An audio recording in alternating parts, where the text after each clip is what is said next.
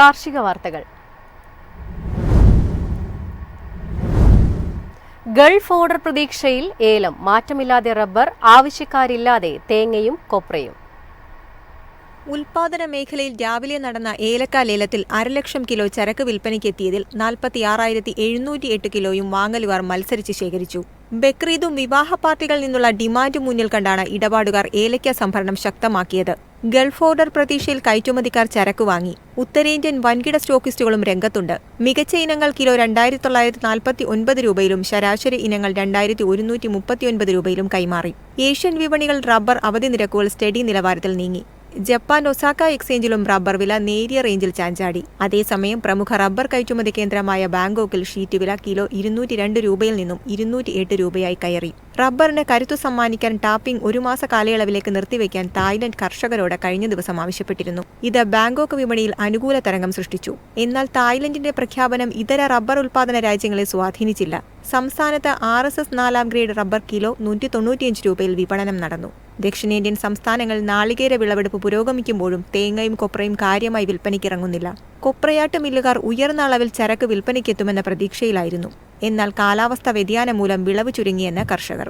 കൊച്ചിയിൽ ഇന്ന് വെളിച്ചെണ്ണ ക്വിന്റലിന് 100 രൂപ വർദ്ധിച്ച് 26,400 രൂപയിലും കൊപ്ര 17,600 രൂപയിലുമാണ്. കാങ്കയം, പൊള്ളാച്ചി, പഴനി, ഉദുമൽപേട്ട വിപണികളിൽ പച്ചത്തേങ്ങ കിലോ 52 രൂപയിലും വിപണനം നടന്നു. News desk Myfin TV. നാളികേര വിപണിയിൽ താരമാകുകയാണ് ചിരട്ട. കിലോയ്ക്ക് 31 രൂപ നിരക്കിലാണ് മൊത്ത കച്ചവടക്കാർ ചിരട്ട വാങ്ങുന്നത്. അതിവേഗത്തിലാണ് ചിരട്ടയുടെ വില കുതിക്കുന്നത്. 1 കിലോ ചിരട്ടയ്ക്ക് നാട്ടിൻപുറത്തെ ആക്രിക്കടകളിൽ 20 രൂപ മുതൽ വില ലഭിക്കുന്നുണ്ട്. പാലക്കാട്ട് നിന്നും തമിഴ്നാട്ടിൽ നിന്നും എത്തുന്ന മൊത്ത കച്ചവടക്കാരാണ് ഇത് സംഭരിച്ച് കൊണ്ടുപോകുന്നത്. ചിരട്ടക്കരി ഉൽപ്പാദിപ്പിക്കുന്ന നിരവധി സ്ഥാപനങ്ങളുണ്ട്. സൗന്ദര്യവർദ്ധക വസ്തുക്കളുടെ നിർമ്മാണത്തിന് ഒരു ഘടകമാണ് ചിരട്ട.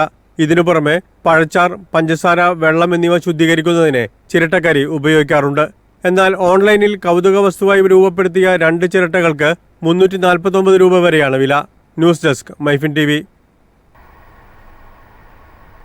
നാളികേര കർഷകർക്കിടയിൽ പ്രിയമേറുകയാണ് ബേടകമെന്ന തന്മ തെങ്ങിനം. മഴയെ മാത്രം ആശ്രയിച്ച് കൃഷി നടക്കുന്നിടങ്ങളിൽ ഏറെ യോജ്യമായ ഇനമാണിത്. സംസ്ഥാനത്ത് നാളികേര കർഷകർക്കിടയിൽ പ്രചാരം നേടുന്ന പുതിയ തെങ്ങിനമാണ് ബേടകം. കുറ്റ്യാടി തെങ്ങുപോലെ തനതു തെങ്ങിനമാണിത്. കർഷകരുടെ സഹകരണത്തോടെ കാസർഗോഡ് കേന്ദ്ര തോട്ടവിള ഗവേഷണ സ്ഥാപനമാണ് ഇത് വികസിപ്പിച്ചെടുത്തത്. കാസർഗോഡ് ജില്ലയിലെ ബേഡടുക്ക ഗ്രാമപഞ്ചായത്തിൽ ഉൾപ്പെടുന്ന ബേടകം, മുന്നാട്, കൊളത്തൂർ തുടങ്ങിയ പ്രദേശങ്ങളിൽ ഏറെ പ്രചാരമുള്ള ഈ തെങ്ങിനം പശ്ചിമതീര നെടിയ ഇനത്തിൽ നിന്നുള്ളതാണ്. ഇടനാടൻ ചെങ്കൽ മണ്ണ് സാഹചര്യങ്ങൾ വളരാൻ ഉത്തമമാണ്. പ്രത്യേകിച്ച് നനസൗകര്യമില്ലാത്ത കൃഷിയിടങ്ങൾക്ക് അനുയോജ്യവുമാണ്. ശരാശരി പരിപാലനത്തിനും മികച്ച വിളവ് നൽകും. തെങ്ങൊന്നിന് ശരാശരി 82 നാളികേരം വിളയും. News desk Myfin TV. Pattambi കാർഷിക ഗവേഷണ കേന്ദ്രത്തിൽ മികച്ച പച്ചക്കറി വിത്തിനങ്ങൾ സജ്ജമായി.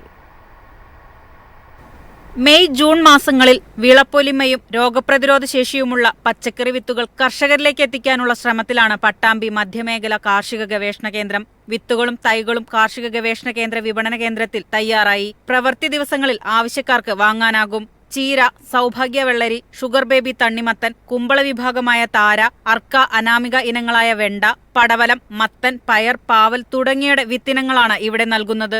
ആതിര എന്ന ഇനം ഇഞ്ചിയുടെ ചെറിയ തൈകളും 3 വർഷം കൊണ്ട് കായ്ക്കുന്ന മികച്ച മോഹിത് നഗർ കൗങ്ങിൻ തൈകളും മെയ്, മറ്റ് മാസങ്ങളിൽ വിൽപ്പനയ്ക്ക് തയ്യാറാകുന്നുണ്ട്. പന്നിയൂർ 1, കരിമുണ്ട എന്നീ കുരുമുളക് ഇനങ്ങളുടെ തൈകളും മെയ് 2ാം വാരത്തിൽ കിട്ടും. News desk Myfin TV. Basmati അരിയുടെ വില വർദ്ധിച്ചു. ഇന്ത്യ പാകിസ്ഥാൻ സംഘർഷമാണ് അരിവില ഉയർത്തിയത്.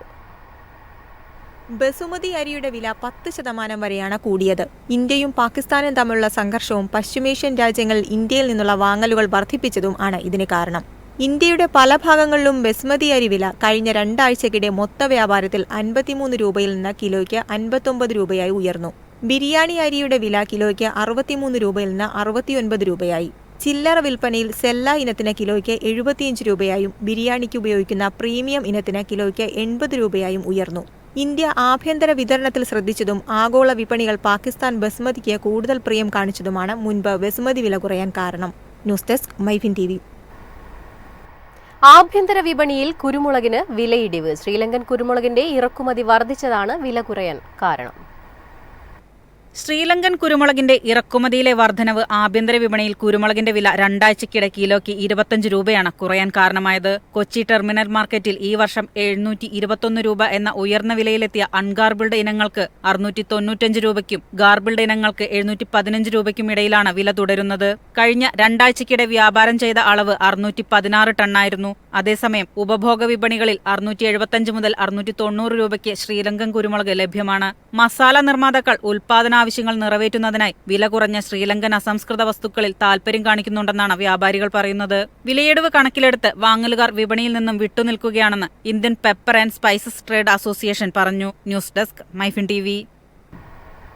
കമ്പോള നിലവാരം.